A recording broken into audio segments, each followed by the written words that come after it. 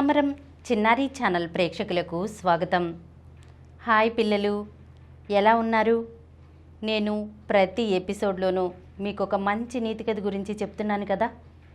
ఈ కథలన్నింటినీ జాగ్రత్తగా వింటున్నారా మీరు? ఈ నీతి కథలను మీరు చూడడంతో పాటు మీ ఫ్రెండ్స్ని, బంధువులని అందరినీ కూడా చూడమని చెప్పండి. మరి ఇవాల్టి కథ ఏంటో మొదలు పెట్టేద్దామా? అనగనగా ఒక ఊళ్ళో భోషయ్య అనే ధనవంతుడు ఉండేవాడు పిల్లలు.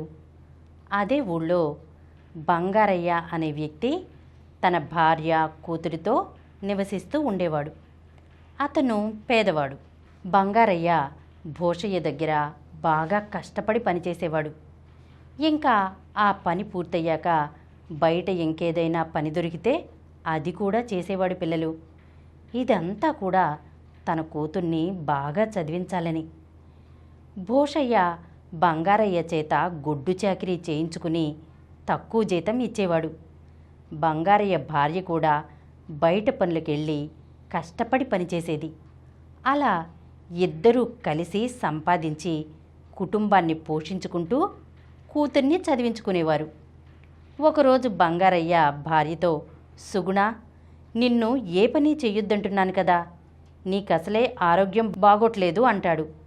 దానికి సుగుణ, నువ్వే ఎంతని కష్టపడతావయ్యా, నీ కష్టానికి నా కష్టం తోడైతే 4 రూపాయలు మిగులుతాయి అంటుంది. అప్పుడు బంగారయ్య భార్యతో, సుగుణ, నీలాంటి భార్య దొరికినందుకు నాకు చాలా ఆనందంగా ఉంది అంటాడు. అప్పుడు సుగుణ, చూడయ్యా, మనిద్దరం కష్టపడేది మన బిడ్డ కోసమే కదా అంటుంది. ఇలా కొన్ని రోజులు గడుస్తాయి పిల్లలు. ఒకరోజు కూతురు రాధ బంగారయ్యతో, నాన్న, ఇక్కడ చదువు పూర్తయింది, పట్నంలో చదవాలి నాన్న, పట్నంలో చదువు అంటే బాగా ఖర్చవుతుంది అంటుంది. కూతుర్ని ఎలాగైనా చదివించాలని అనుకున్నటువంటి బంగారయ్య అంత డబ్బుని ఎక్కడి నుండి తేవాలో అర్థం కాక ఆలోచిస్తూ ఉంటాడనమాట. అప్పుడు అతనికి ఒక ఆలోచన వస్తుంది. ఆ మరుసటి రోజు ఉదయమే బంగారయ్య భోషయ్య దగ్గరికి వెళ్తాడు. అప్పుడు భోషయ్య బంగారయ్యతో, ఏంటి బంగారయ్య, ఉదయాన్నే వచ్చావు, ఏంటి సంగతి అంటాడు. దానికి బంగారయ్య, అయ్యా, నాకు కొంత డబ్బు కావాలయ్యా అంటాడు. దానికి భోషయ్య, ఎందుకురా నీకంత డబ్బు అంటాడు. అప్పుడు బంగారయ్య, మా అమ్మాయిని పట్నం పంపించి చదివిద్దామనుకుంటున్నానయ్యా, అక్కడ చదివించాలంటే డబ్బు ఎక్కువ ఖర్చవుతుందట, అందుకే మిమ్మల్ని అప్పుగా అడుగుదామని వచ్చానయ్యా అని కాళ్ళ వేళ్ళ పడి బంగారయ్య డబ్బు కోసం భోషయ్యని ప్రాధేయపడతాడు. అప్పుడు భోషయ్య, సర్లే, మీ అమ్మాయిని సాయంత్రం ఇంటికి తీసుకునిరా, లెక్కలు రాసి పట్టుకెళ్దువు గాని, వడ్డీ మాత్రం 110 రూపాయలు అంటాడు. ఇక బంగారయ్య చేసేదేమీ లేక సరే అయ్యా అని చెప్పి అక్కడి నుండి వెళ్ళిపోతాడు. ఆ రోజు సాయంత్రం బంగారయ్య తన కూతుర్ని వెంట పెట్టుకుని భోషయ్య దగ్గరికి వెళ్తాడు. అందమైనటువంటి రాధను చూడగానే భోషయ్య మనసులో దుర్బుద్ధి పుడుతుంది. తన వయసును కూడా మర్చిపోయి చెడు దృష్టితో రాధను చూస్తూ ఉంటాడు. ఈ అమ్మాయి చాలా అందంగా ఉంది, ఎలాగోలా వీళ్ళని మోసం చేసి ఈ అమ్మాయిని పెళ్లి చేసుకోవాలి అనే దురాశ పుడుతుంది భోషయ్యకి. అలా భోషయ్య ఇచ్చిన డబ్బులు తీసుకుని లెక్కలు రాసుకుని రాధ, బంగారయ్య అక్కడి నుండి వెళ్ళిపోతారు. అలా రాధ పట్నంలో కాలేజీలో జాయిన్ అవుతుంది. రాధ సంతోషంగా చదువుకుంటూ ఉంటుంది. బంగారయ్య, సుగుణ ఎంత కష్టపడి పనిచేసినా ఆ డబ్బులు వడ్డీకి కూడా సరిపోవడం లేదు. ఒకరోజు బంగారయ్య సుగుణతో, ఎంత కష్టపడినా వడ్డీ కూడా తీరడం లేదు, ఇక అసలెప్పుడు తీరుతుంది అని బాధపడుతూ ఉంటాడు. ఇలా రోజులు జరుగుతూ ఉంటాయి. వడ్డీ ఏమో పెరిగిపోతుంది, కానీ ఆదాయం ఏమో పెరగదు. మొత్తంగా ఆ డబ్బు కొండలా పెరిగిపోతుంది. దాంతో భోషయ్య ప్రతిరోజు బంగారయ్య ఇంటికి వచ్చి డబ్బు కోసం వేధిస్తూ డబ్బులు ఎప్పుడు ఇస్తారని చెప్పేసి అంటూ ఉండేవాడనమాట. అప్పుడు బంగారయ్య, ఇస్తానయ్యా, డబ్బులేమో చేతికందరం లేదు అంటాడు.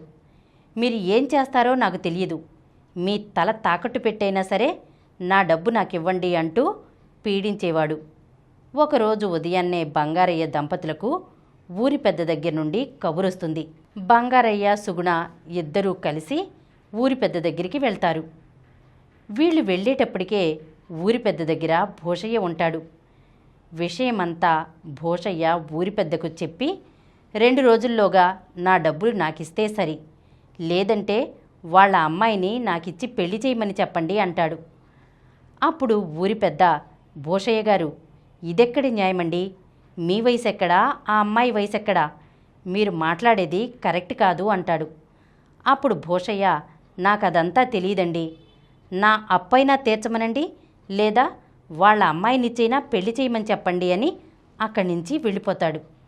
అప్పుడు బంగారయ్య, సుగుణ, అయ్యా మీరే ఎలాగోలా మాకు న్యాయం చెయ్యాలయ్యా అని ఊరి పెద్ద కాళ్ళ మీద పడి బ్రతిమిలాడతారు. ఇక ఆ రోజు రాత్రి ఊరి పెద్దకు సరిగ్గా నిద్ర పట్టదు.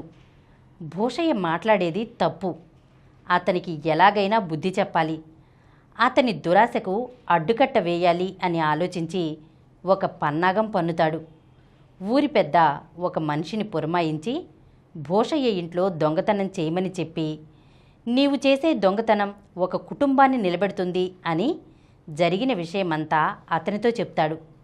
అప్పుడు ఆ వ్యక్తి ఊరి పెద్ద చెప్పినట్లే భూషయ్య ఇంట్లో బంగారయ్య భూషయ్యకు ఎంత అప్పు తీర్చాలో అంత డబ్బు దొంగతనం చేసి ఊరి పెద్దకు ఇస్తాడు. భూషయ్య తన ఇంట్లో దొంగతనం జరిగిందని లబోదిబోమంటాడు. కానీ ఈ విషయం ఊరి పెద్దకు చెబితే, దొంగతనం జరిగితే ఇంట్లో మొత్తం డబ్బు బంగారం పోవాలి, కానీ ఉన్న డబ్బుల్లో నుంచి కొంత డబ్బే పోవటమేంటి అని తననే నిందిస్తారని ఎవ్వరికీ చెప్పకుండా ఊరుకుంటాడు. ఇక ఆ ఊరి పెద్ద ఆ డబ్బుని తీసుకెళ్ళి బంగారయ్యకి ఇస్తాడు. అప్పుడు బంగారయ్య, అయ్యా మీరు చేసిన ఈ మేలు జన్మలో మర్చిపోలేనయ్యా అని కాళ్ల మీద పడతాడు. అప్పుడు ఆ ఊరి పెద్ద, ఒక ఆడపిల్లకు అన్యాయం జరుగుతుంటే నేను చూస్తూ ఊరుకోలేను, ముందు ఈ డబ్బు తీసుకెళ్ళి భూషయ్యకు కట్టేయి అంటాడు. తర్వాత మరుసటి రోజు బంగారయ్య, సుగుణ ఊరి పెద్ద సమక్షంలో భూషయ్యకి డబ్బుని ఇస్తారు. అప్పుడు ఊరి పెద్ద, మీ డబ్బు మీకు ముట్టింది కదా, ఇక మీరు దయచేయండి, ఇంకెప్పుడు ఇలాంటి దుర్బుద్ధి పనులు చేశారో మీకు కఠిన కారాగార శిక్ష విధిస్తాను అంటాడు. ఇక భూషయ్య తను చేసిన తప్పుకు సిగ్గుపడి ఊరి పెద్దకి, బంగారయ్య దంపతులకు క్షమాపణ చెప్పి అక్కడి నుండి వెళ్ళిపోతాడు. ఇక బంగారయ్య దంపతులు కూతురికి మంచి సంబంధం చూసి పెళ్లి చేసి హాయిగా సంతోషంగా జీవిస్తారు.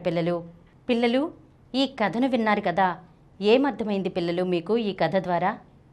పిల్లలు, దుర్బుద్ధి, దురాశ పనికిరావు పిల్లలు. అవసరమైతే మనం ఆపదలో ఉన్న వాళ్ళకి సాయం చెయ్యాలే తప్ప వాళ్ళని మోసం చెయ్యాలని చూడకూడదు.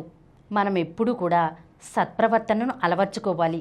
అంతేకాని దుర్బుద్ధితో మనం ఎదుటి వాళ్ళను మోసం చెయ్యాలని చూస్తే మనకే కీడు కలుగుతుంది. అంతేకాకుండా నీతిగా, నిజాయితీగా ఉండాలి, అబద్ధాలు ఆడకూడదు, సత్ప్రవర్తనతో మెలగాలి. సరేనా? ఇలాంటి మరొక చక్కని నీతి కథతో వచ్చే ఎపిసోడ్లో కలుసుకుందాం.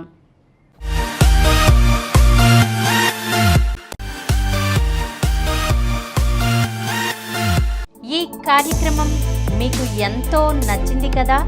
ఇటువంటి మరిన్ని వీడియోల కోసం అనతి కాలంలోనే 20 కోట్లకు పైగా వ్యూస్ సాధించిన సమరం ఛానల్ సమర్పించు సమరం చిన్నారి ఛానల్కు సబ్స్క్రైబ్ చేయండి, లైక్ చేయండి, మీ ఫ్రెండ్స్కి షేర్ చేయండి.